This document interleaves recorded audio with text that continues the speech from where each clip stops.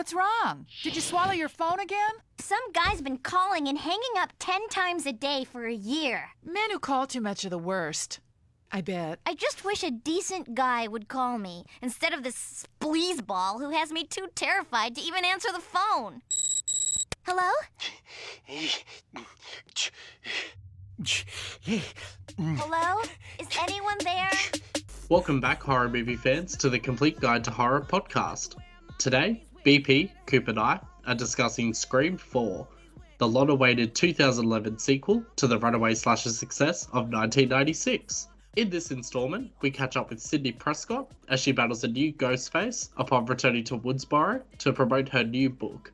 Scream 4 pokes fun at the cliches of horror movie remakes, reboots, and has some very interesting and shocking twists up its long, black hooded sleeve. And that's just the finished movie itself. New movie, new franchise. There's only room for one lead, and let's face it, your ingenue days, they're over.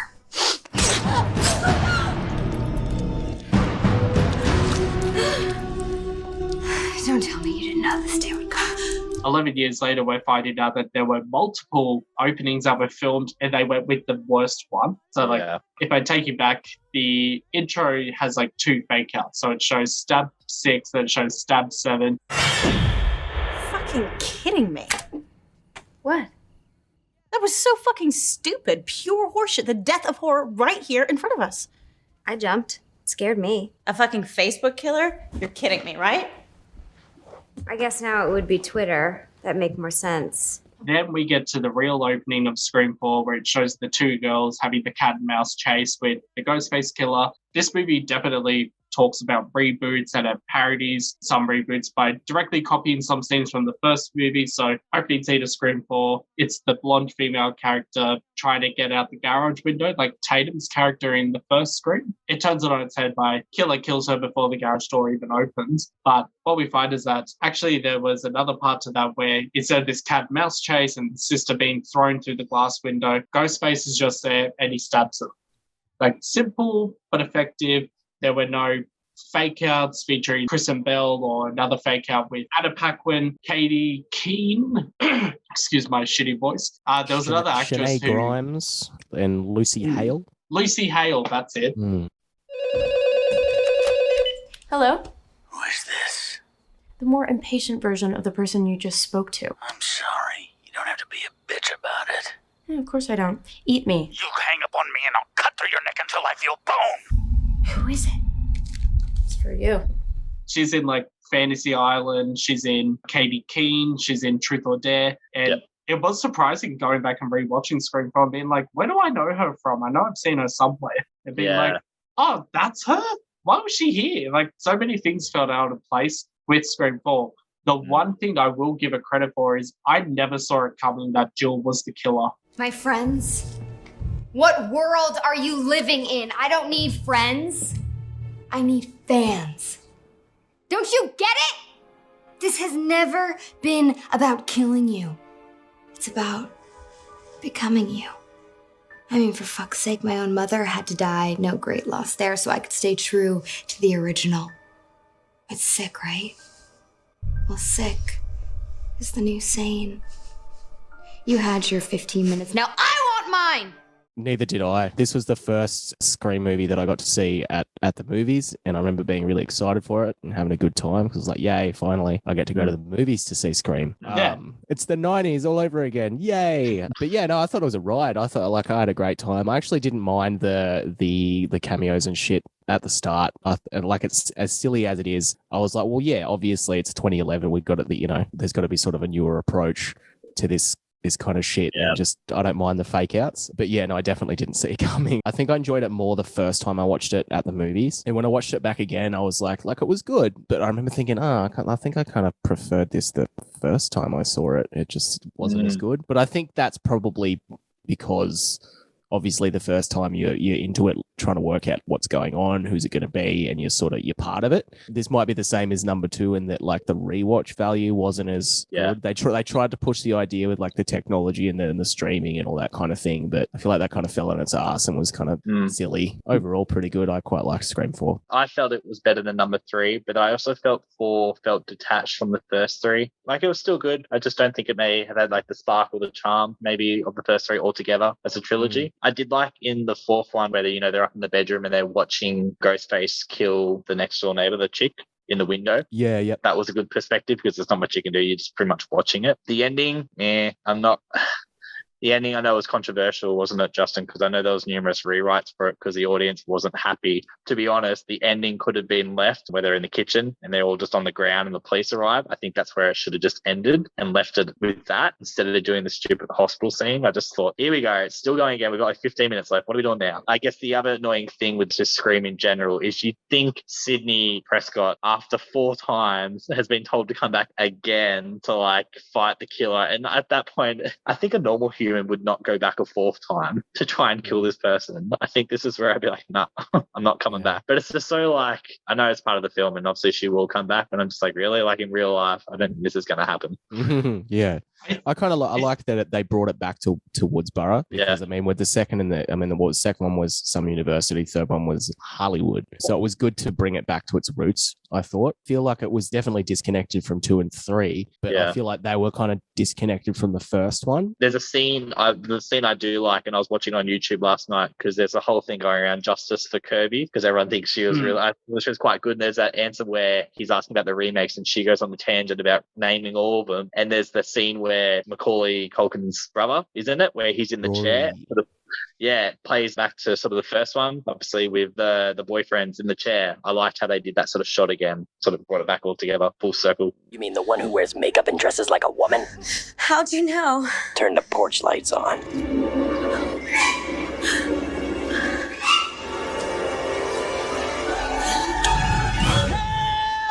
Help! Oh, that's not my boyfriend. I mean, I fucked him a couple of times, but that's it.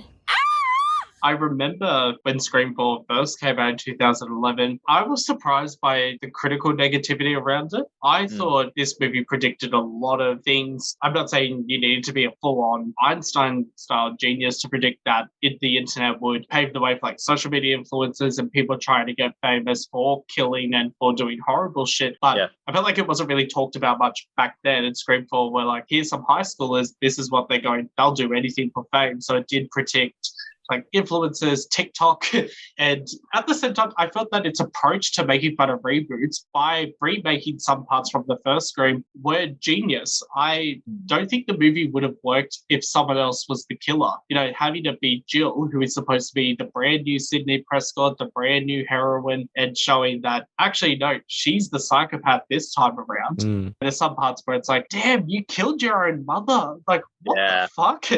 Like, I'm just like, that shows just how psychopathic this girl is. But then I kind of wish they did a bit more to build up like her reliance on the internet or her desperation to be seen as like this internet superstar. One of my favorite parts is when she runs up to the mirror and smashes herself against it to like give herself the injuries. Yeah. I'm just like, where pulls the hair out, falls on the coffee table. Yeah. Like, I thought this was absolutely genius, but some interesting part about that too. So we mentioned the hospital scene. That was part of reshoots. So the original plan for this trilogy, like, we never figured out what was supposed to happen with Scream 6, but the Weinstein Company were presented with an outline for Scream 5 where it would have followed Jill to college, similar to how Sidney went to college in Scream 2. But what was going to happen was that the Sidney Prescott character was supposed to have amnesia or some kind of memory loss. I'm sorry, Father, but somewhere along the way, I forgot how to be your son. Why, Antonio? Because I have amnesia.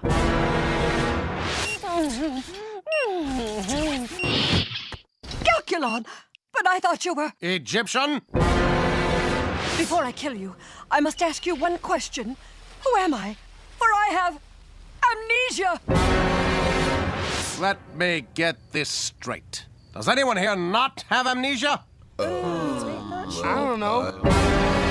So she wouldn't remember the whole part about Jill being outed as Ghostface and stabbing Sidney and going on her rant and everything. So the whole thing was going to be, does Sidney remember what happened and is she just playing Jill? Or should Jill keep an eye out? What's going to happen? But it's never been established just how far that storyline would go. And I remember seeing some things on the internet that Emma Roberts at the time didn't necessarily want to come back for a Scream sequel, even though she was contracted to do so. It's a shame. I felt definitely with Jill, I would have loved to have seen a potential Scream sequel where you follow a point of view from her side as to why she's going out and killing these people. But likewise, could there have been a conflict where maybe there's a copycat Ghostface and you have to find out from Jill's perspective? Would that work? I don't know. I don't know what the full sequel plans were. It is interesting that there was all this build up for Jill and then they just didn't follow through with it, Yeah. Does anyone know, was there talks of a sequel to Scream 3 when Scream 3 came out? Or did it just sort of lay dormant for a while and then there was talks of a Scream 4 because it's new decades, new rules? Is there anything around that? Because I kind of found it odd that it sort of just came back. So I wonder if it was sort of maybe like an IMDb or Reddit forums where people sort of wanted a 4 to come out, maybe for the new generation. I wouldn't say there was immediate interest for a Scream 4 after Scream 3 was released, but there wasn't anything holding people back. Wes Craven didn't actually make any movies between 2000 and 2005. So, I think his first film after a while was Cursed, the one about the werewolves. Boy, was that movie cursed. I remember watching that at your place, Coop.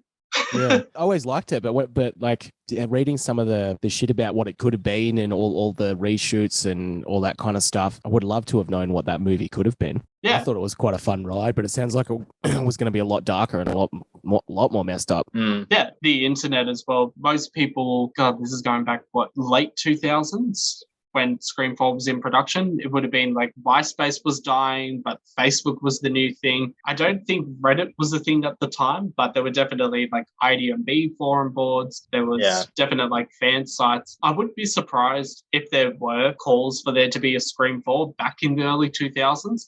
I just don't think there would have been a mobilized campaign to show the studios, hey, we want a new Scream movie. We don't want an MTV-based Scream TV series, which is fucking shit. Yeah. And I think maybe as well, and now thinking about it when you're saying that, I mean, you had the Saw sequels coming out at that point. You had Paranormal Activity at its height, 3 or 4 around 2011. You had Halloween, I guess, doing the Rob Zombie versions coming out. So I guess maybe they were sort of looking at that sort of box office sign and going well, Saw 4 could make 100 mil or Paranormal Activity 3 can make 150 mil, then let's bring out Scream 4 and new decade, new rules. So yeah.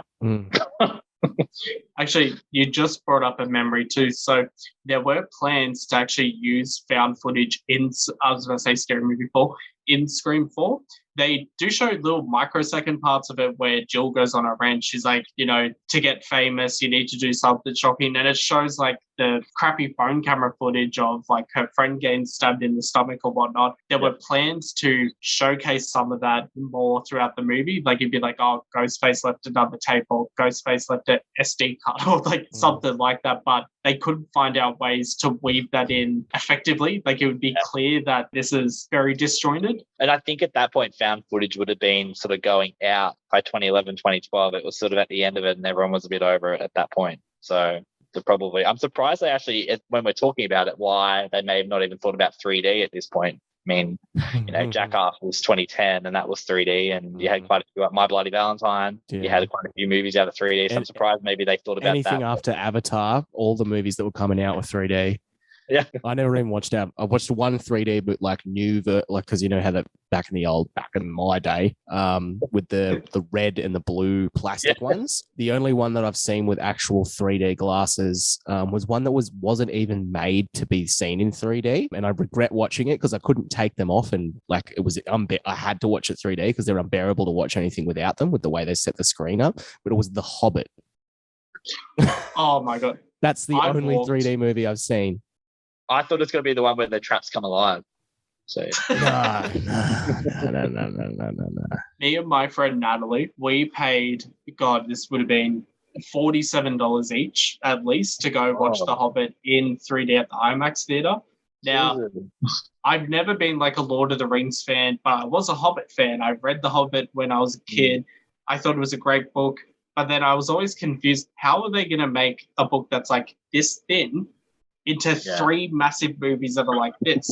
So we got there and we're watching it, and I was like, oh, they're walking and walking. And still fucking walking. Jeez, when is this movie gonna happen? By the time it got to the part where some action actually happened, I can't actually remember what part that was either, but we walked out of the IMAX theater because we were bored. We're just like, well, this will make a fun story one day. But I would say probably the best use of 3D I've seen personally is Alice in Wonderland, the Tim Burton movie. That was like the one movie where I'm like, all right, they could have definitely done a lot more better set design wise. Like, you think Alice in Wonderland and Tim Burton, it's going to be completely over the top. It was kind of safe.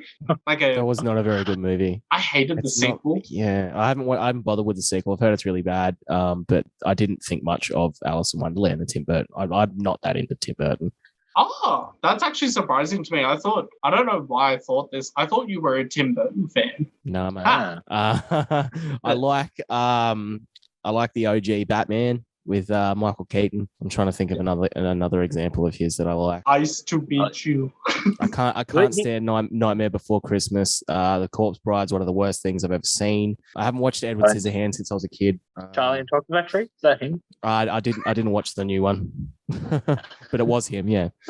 Yeah. Sweeney Todd was okay, but it's not my thing. I remember the poster for that. Thing.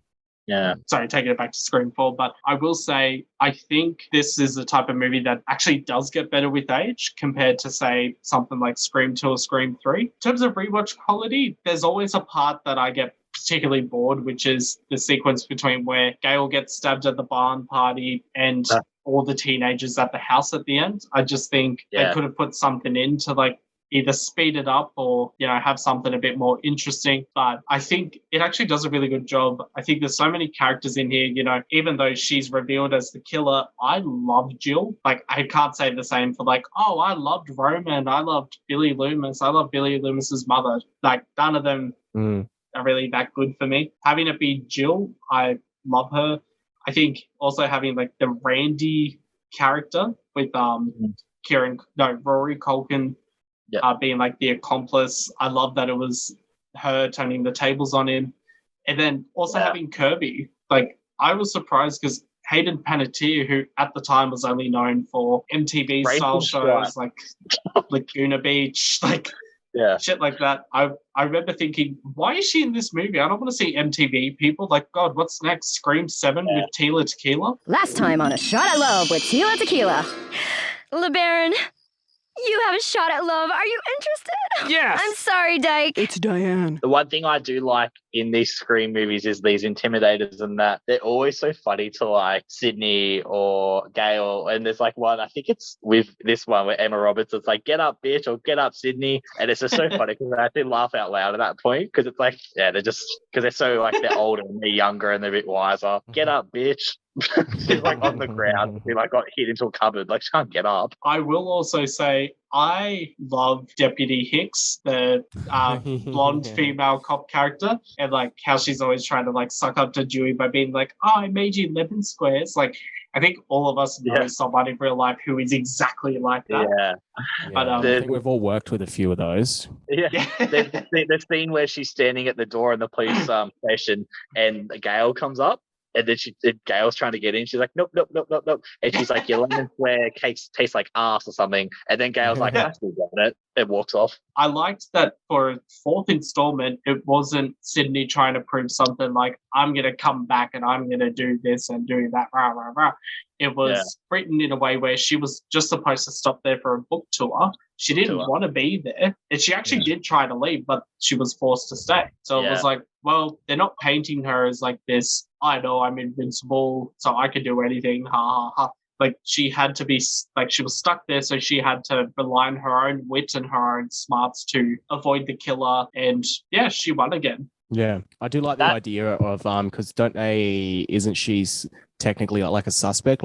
They put something in her car or something and she's actually got to stay in town until they sort it out. So the idea of the idea of her, she's legally trapped there. That's heaps good. That's a great idea. Yeah, because that Judy Hicks chick says, well, it's in your car, so it could be you. Yeah. Yep. Is there mention? I can't remember. Is there mention in this one that Judy has a child at that point? Because I was literally thinking that today when I watched it, because I was like, I swear her character was like aggressively single and wanting to get with Dewey. Like that's all I can remember from it. I don't remember, because if she did have a kid, the kid would have had to have already been like 5 or 6 years old. Because it was said 11 years later. I'm sorry, but that guy, Wes, he wasn't 11 years old in Scream 5. He was like 17, 18. Yeah, I don't know if they're trying to just maybe like, oh, no one's going to notice. I'm like, I noticed because I'm like pretty sure she was single and cool. Yeah.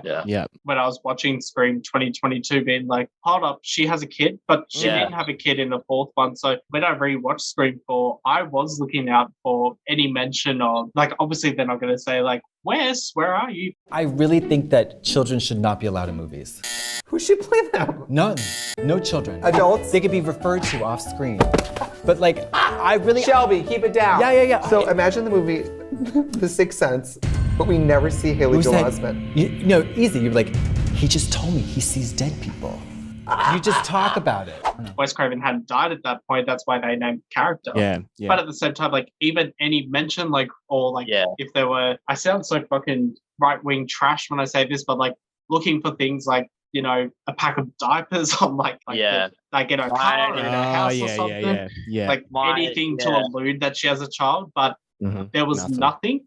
The only link I could possibly say is that she makes the lemon squares, but that's just me being like typical trash and being like, ooh, she made food because she's a mother. You know, like if you take that approach to it, sure. But she never explicitly states that she has a kid. No one ever says like that she has a child or whatnot. But I would say it's definitely a retcon. Yeah. I think if anything, it might be in some sort of deleted scene, maybe somewhere that was never released, and or there'll be a shit story about her adopting a kid or something. Hence why he's like 18. That's how they'll like justify the age, even though it's 11 years later. And I thought something that was never mind. I'll wait till we get up to Scream 5. I realized I was just going to start critiquing something in Scream 5 because we're talking about this retcon. Oh, don't worry. I have plenty of critiques about Scream 5. But just to wrap up Scream 4, I will say this is probably my favorite out of all 5 installments. But do I think that it's the best? No. I think Scream 1 and 2 kind of have that title. It goes back between both of those at certain points. Scream 4, I think, was like a great way to introduce our generation who may not have like gone to the movies to watch the first two, but definitely watched it from like a video easy rental. But it has some misfires that I think did tank what could have been like a Scream 5 released in 2013. Only time will tell. Yep. Thanks, BP and Coop, for joining me again today. Listeners, in our next episode, we discuss Scream, the 2022 reboot/prequel, including some controversial news on the upcoming 6th installment due for release in March 2023. Plus, from July, we discuss all the Chucky films and the TV series in our Child's Play mini-series. We will also discuss Samara as we recap The Ring and The Ring 2. Comment below if you'd like to see us take on a particular horror movie, or if you would like to join as a guest co-host.